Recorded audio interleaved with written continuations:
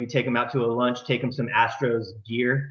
We have bobbleheads and jerseys and things like that at our disposal. So people love a bobblehead. We used to joke in the admissions office that people do anything for a free T-shirt, and honestly, people do anything for a free bobblehead. I mean, it is amazing. It's really just trying to sell. And then we also, our department is broken up into sales and operations. So we have 3 salespeople and 6 on the operations side.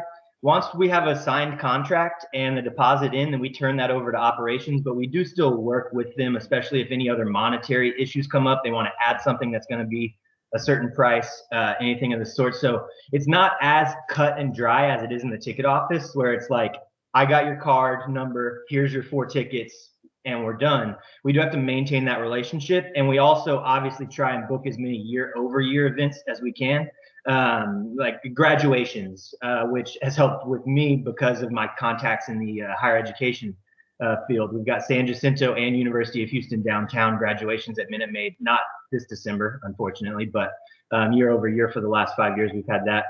So just maintaining those relationships, taking people to baseball games and trying to generate as much business as possible.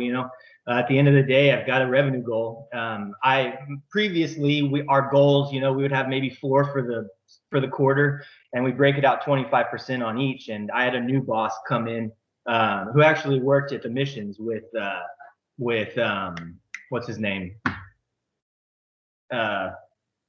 Mickey Holt. He worked at the missions with Mickey. He came in and he's like, no, man, at least 50% of your goal. I don't care if you have 10 goals, 50% of it is your revenue. It's like really just, similar to at Shriner, where I had to have a certain number of kids in, but not nearly the same penalties because the state of Texas doesn't allow that. Thank you. Yeah.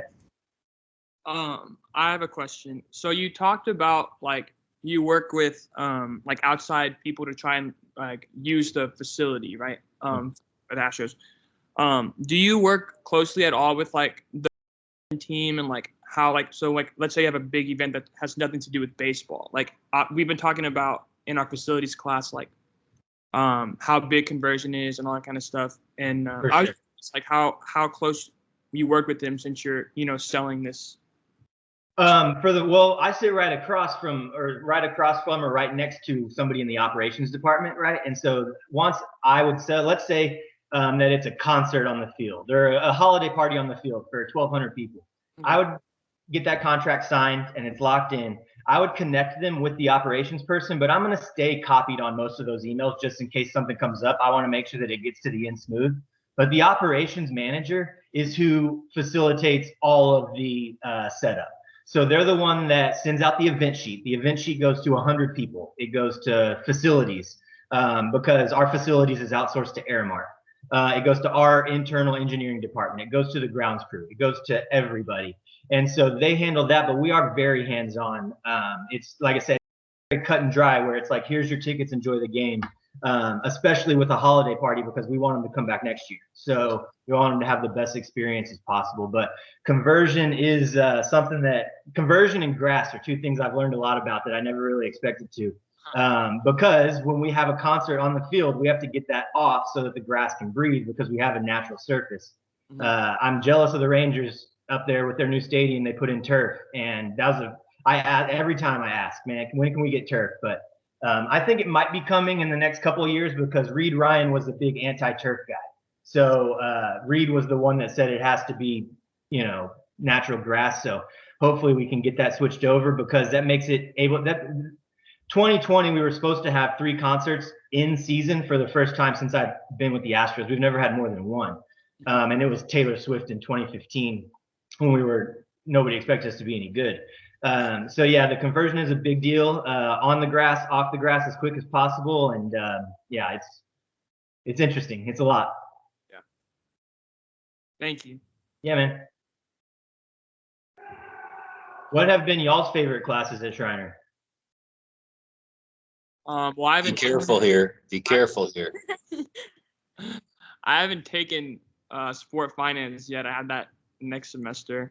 I really want to do a lot with marketing in sport. So I really like the sport marketing and promotions class. And Even the facility class that I'm in right now, we still learn about like different ways you can market a facility to be sold. We actually talked about that yesterday. So I would say that for sure. Yeah, for me, so I'm actually the exercise science side. So I have all those exercise science classes, which I'm a science person. I love those classes. I have Dr. Mack for all those classes, Dr. Shaw, Dr. Robinson. Yeah, I mean, all of my classes I've liked. I've never had a problem with any of them. X-Phys, I'll admit, not my favorite either, but it's just a hard class for me. That's what it was. But yeah, our professors are just as good as, like you said, like they all have their personal stories that really help us kind of relate that as well. So another story that I think might help you guys is that one of the big deals, obviously, I worked really closely and sat across a desk from Dr. Shaw a lot working on an internship. And we applied. And from where I'm from in South Austin, there wasn't really anything close. Like I couldn't go to the Express. It was an hour 15 away. I couldn't really go to the Missions. So I did my internship on campus, and we did an event. And when I got to the Astros, I had an intern, and she was the niece of our general counsel. And I was like, man, this is why it's so hard. I mean, you just have to get out there and grind, because there are so many people out there who know somebody. We started a program at the Astros called Sports Business Immersion. And it's an 8-week course, middle of the summer. And they do it. You go to a different department every week. And Jim Crane started that just because he had too many friends with kids who needed somewhere to go. Like they take about 12 to 15 kids every summer and put them in the sports business immersion class. So I don't mean to discourage you. I mean, I worked it out and I made it and I got into a professional organization, but I saw why it was so hard. And it's hard, but get those applications in and you got to grind. I mean, you got to just, you got to be willing to work for free for a summer. Unfortunately, some people don't have that luxury. I see the people now that do, and so I want that for all the Shriner grads. You know, I mean, I want everybody to have the best chance. But from what I've seen so far, the internships is a lot about who you know. Unfortunately, when you don't know anybody like me. All right, I would say, would you say that those are like would those, do you think, stand out a bunch when you're applying for those kind of jobs? Like obviously experience is key, but like if two people are applying for the same job, let's say they both have an internship, with like, do you think even like an internship in a different kind of like place would be better than, you know what I'm trying to say? You know, we hire so many A&M grads, and it's because they have the Brazos Valley Bombers, which is an independent league team right in Bryan. And so like almost all of their sport, basically the Brazos Valley Bombers are ran by A&M interns, like the entire organization, because they have 50 people. Like they're pulling tarp and they're watering grass and they're doing the whole thing. And I think that's why the Astros have a good relationship with Brazos Valley Bombers. And I think that's why so many of them get in, you know, just because they have that opportunity, because they're in College Station and they can stay for a summer. Whereas like in Buda, for me, I didn't really have anything to do over the summer necessarily that I could drive to, you know what I mean? Yeah. Yeah, I mean, the internship is a pretty big deal. Give me straight up answer your question. The internship that you have going in right after you get done with your bachelor's degree is very important. Gotcha. I think there's a question in the chat from I can read it unless you Andrew, yeah, sports history is my favorite. How was your transition from Shriner to the sports industry and the Astros? I can't scroll on this. I can read it. It says sport history is my favorite. How was your transition from Shriner to the sport industry and the Astros, especially going from working tours to being an account executive? Yeah, so I ran the tours. I'll start. The transition from Shriner to the sport industry, I wouldn't say was super difficult for me, because I think I'm more tailored to the job I have now than the job I had before. Once I got to the Astros, I ran the tours department for 8 months, and then they had an opening in events, and I took basically sort of a promotion into that.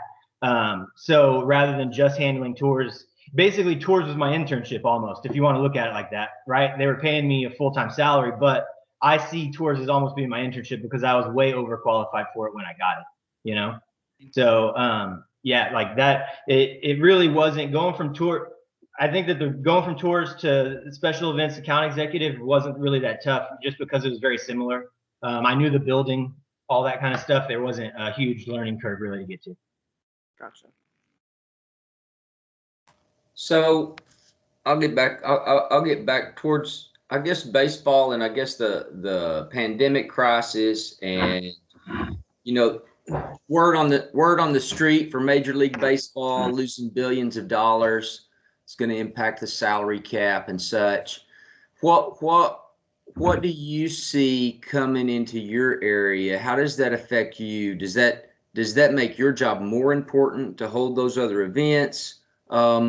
What do you hear from what's going to happen in the future? Could you just comment on those things, please? Yeah, I don't have a very optimistic outlook, unfortunately. I mentioned earlier that my pay is part salary and part commission, and that commission, as you guys would expect, since March has been zero. We haven't held any events. We're just kind of starting to see things roll around, but we also have the crux of also oil and gas being down, which is a huge chunk of our business in Houston. So with the center of that Venn diagram, I mean, we're just really not making any money. The organization itself lost over $100 million this year, paying the payroll. It really hit at the most inopportune time because in 2017 we win the World Series, and they decided to grow the payroll to higher than we've ever had before. Altuve got an extension, Bregman got an extension, because they expect that we're going to put a good team on the field. We're going to sell 30,000, 35,000 tickets a night, and we're going to be in the playoffs, and we're going to get TV revenue, and we're going to have higher ads and sponsors, and we're going to be able to pay that payroll. Well, basically every single piece of that revenue got taken out except for the cost, right? So we still have the payroll, the highest payroll ever for the Astros, with absolutely none of the revenue. So it hasn't been great. It's not ideal. Thankfully, all I've done the last 4 months basically is work on the Houston Open, the golf event that Jim Crane bought. It's a PGA Tour event that is now under the Astros umbrella and benefits the Astros Golf Foundation. And so thankfully we had that. I don't know that I would have a job if it wasn't for the Houston Open, which we had fans at and we had sponsors at, and we did the whole thing. Just because, I mean, being realistic, if we're not making money, why do they need me? I mean, if I'm not bringing revenue to the organization, why am I here? So we're hoping for a January 1st, hopefully some kind of a turnaround, or, things to get better and people to be a little bit more comfortable with hosting events. But through 2021, I don't see it getting back to normal. I don't expect us to have 100% of the stadium filled at all this season. I would expect us to be in a 50% range, or selling the pods kind of like they did in some of this, like they've done somewhere, where they'll sell you a group of 6 together and then socially distance those 6, just because I can't see when the general public is going to be comfortable sharing an armrest, with a stranger. It's going to be a long time, I think. And so it's not ideal for our business, unfortunately. In full discretion, I've been applying for jobs within the last month or two, just because I sell events, and events aren't happening. Right. It's just not it's not an ideal spot to be in. But thankfully, they've still been paying my salary. So I wasn't furloughed. We work really closely with Aramark because they are our exclusive caterer. So they handle all of our F&B, and all of their employees, like March 16th, they're gone. They're such a large organization, they couldn't handle, keeping people on. And then I also think the cheating scandal helped save my job too, just because we couldn't deal with any bad PR right away. Astros couldn't be the first team to come and cut everybody whenever everybody hates the Astros. Yeah. So so like I said, it's not a great. We had to cancel graduations in December. That kind of stuff. So that's how it goes. But it's been hopefully the vaccine development will help with that, and hopefully things will start to open back up for you guys. I would think, especially smaller scale events, I would think might start being, more reasonable, to have, and then maybe graduate to larger events as the vaccine, is distributed to America. So. Yeah. Wishing you the best, man. Wishing you the best through that. I know that's a challenging time for you. Hey, if my time ends today, I've had a pretty good run. Yeah. Good. I got to see World Series game, and I never really expected that would happen. So, got a World Series ring. Never expected that, obviously. That's pretty cool. And then I hope to, whenever we can have an alumni golf tournament, I'll have to meet you guys. It's usually something I make a point to make it back at least for alumni golf tournament every year, even if that's the only recall event I attend. So you saw that Brady is no longer with the Rockets, right? Yeah. So have you talked to him at all? Yeah. Was he furloughed, or did he just make the choice? He was very.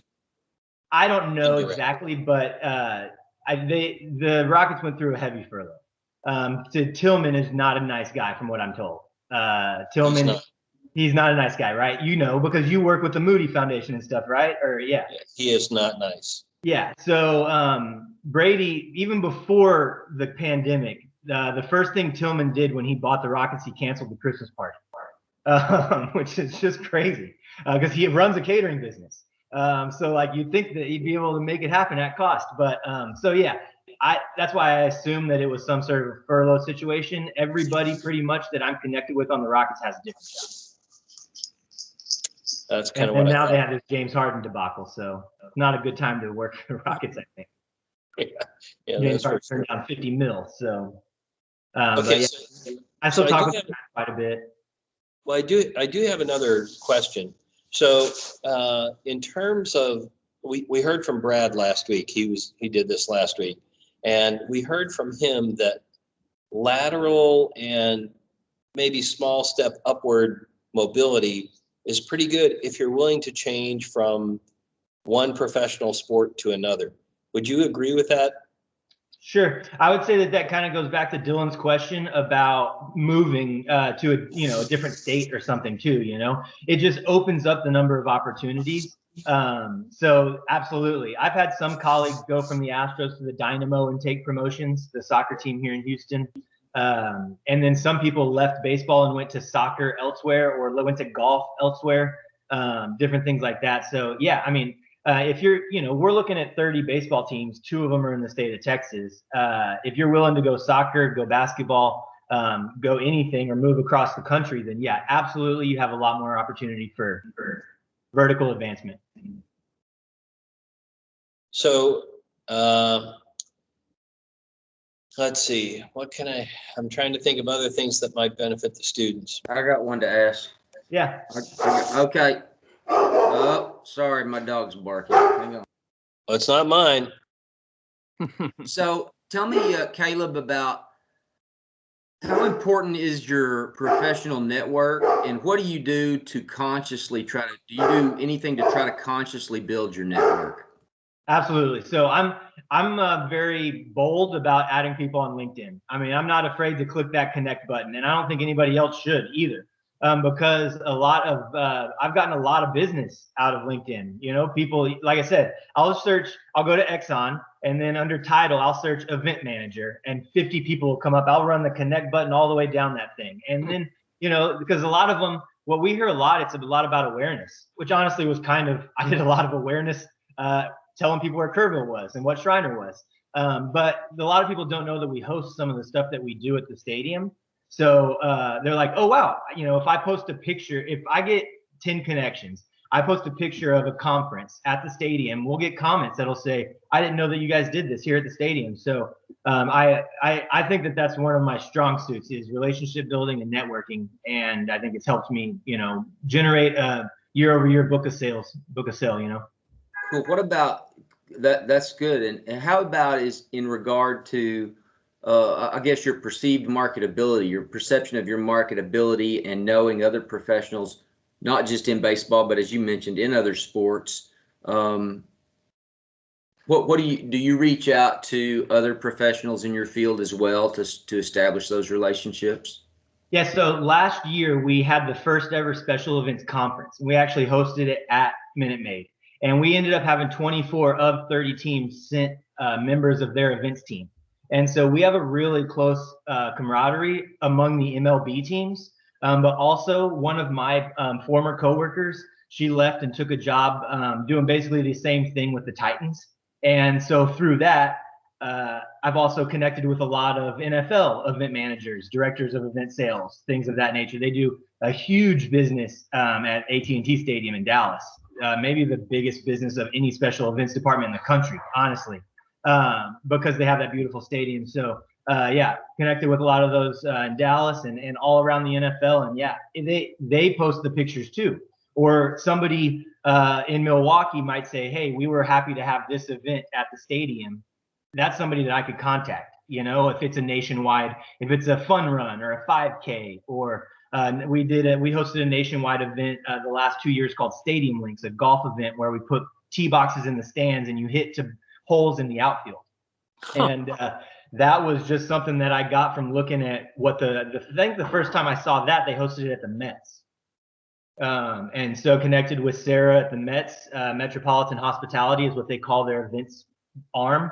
And so called them and then had to talk, you know, our SVP and our ground crew director into letting me land 100,000 golf balls in the outfield. But so that was fun. But yeah, it was just different stuff like that. I think absolutely the bigger your network can be, the better. You know, get involved with professional organizations, add them on LinkedIn, and yeah, talk to people, make relationships.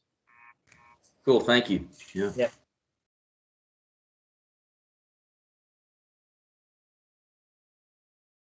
Okay, well, two of the things that I wanted the students to hear you've covered, the importance of networking and the importance of experience.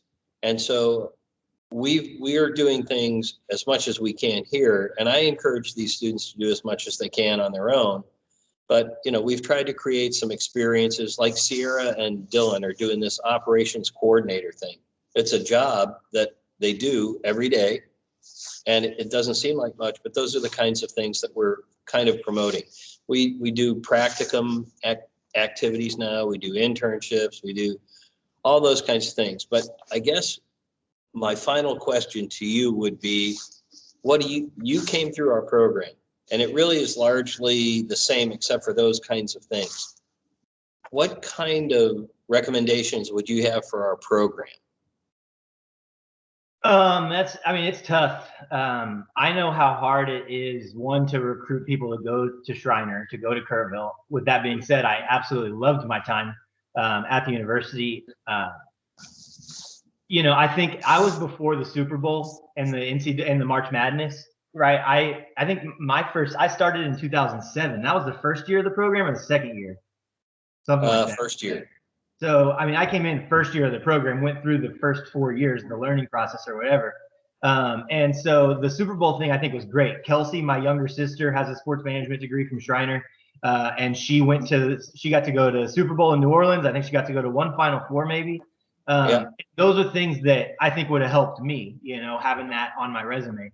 I love this operations coordinator thing that you guys are doing. I saw your title when you emailed me this year, because it's something that all the big schools have. They all have, but they're also like helping support 50,000 people at a football game or whatever, you know, but it's the same title as they have, and you can do the same thing with the same responsibilities, with the same level of importance at our scale at Shriner, you know. So it's really good, I think, that you guys have that, because it is something that I do see across the industry as people coming in, even like conversions assistant or something when you have to go from basketball to volleyball or something of that nature, which would really help somebody get an operations job with our department if you have that on your resume. Even one of the people I work with, she was a operations assistant or whatever at A&M too. So yeah, that was good.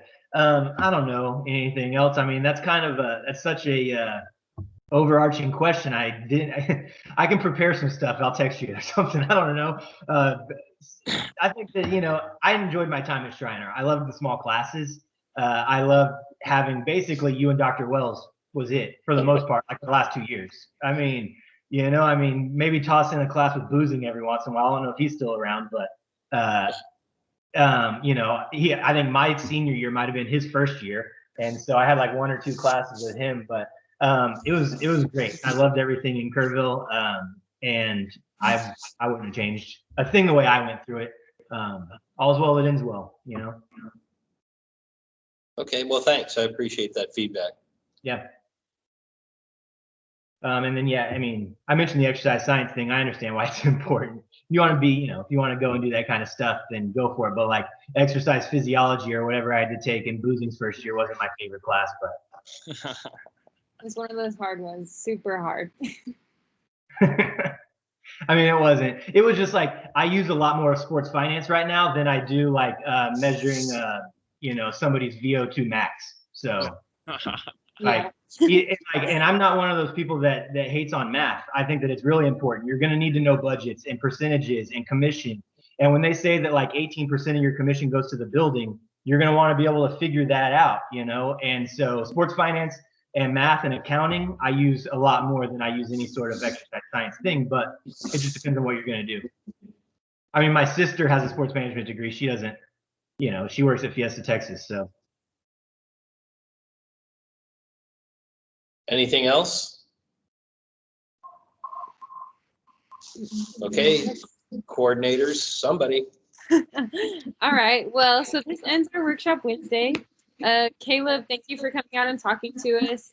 Like I said, I have your email, so we're gonna go ahead and send some stuff over to you as coming to talk to us. And I know me, Dylan, and Andrew really appreciate you coming out and talking to it. Like, I know I'm not really going into like that side of I'm not going into the sport management side, but I really enjoyed hearing like about those different things for me personally, because it gives me hope that I can do stuff on my side and just keep trying. Okay, I know my screen keeps getting bright, but I keep having tabs pop up while I'm trying to talk to you, and I don't know what's going on with my computer, so I'm sorry. It's all right, no worries. And if you guys ever need anything from me, you've got my email address. Shoot over a LinkedIn request right now. If you don't have the page set up, do it. Follow you on LinkedIn, to be honest with you. What? I think I already. Okay, good. It was a lot. I did it last year, I think, because I did that's the exact thing I said to do. Like, I'm glad you did that a year ago. It's good that you did that. You should have. Okay, so real quickly, Dylan, who is the most recent contact on LinkedIn that I have? Does he manage the page? One of them was Genevieve, but if we're not talking him, No. I think it was Mark Cuban. I think It was Mark Cuban and Jerry Jones. Oh yeah, Jerry. That's right. Jerry Jones accepted me. Well, Jerry Jones is intern, except click that button. Well, yeah, not even an intern. The intern's intern. Yeah, for sure. Well, thanks a lot, Caleb, and I'll be in touch with you about the interviews, and we'll move forward. Okay. Yeah. Let me know if you guys ever need anything. Thanks, Caleb. Okay, great. Thanks, Thank you very much. Yeah. Bye. Thanks, Bye. Caleb. Look forward to meeting you in person. Take care. Hey, Dr. Shaw. No, just Oh, kidding. he's gone, bro. Just kidding. All right. I'll see you later, Dylan.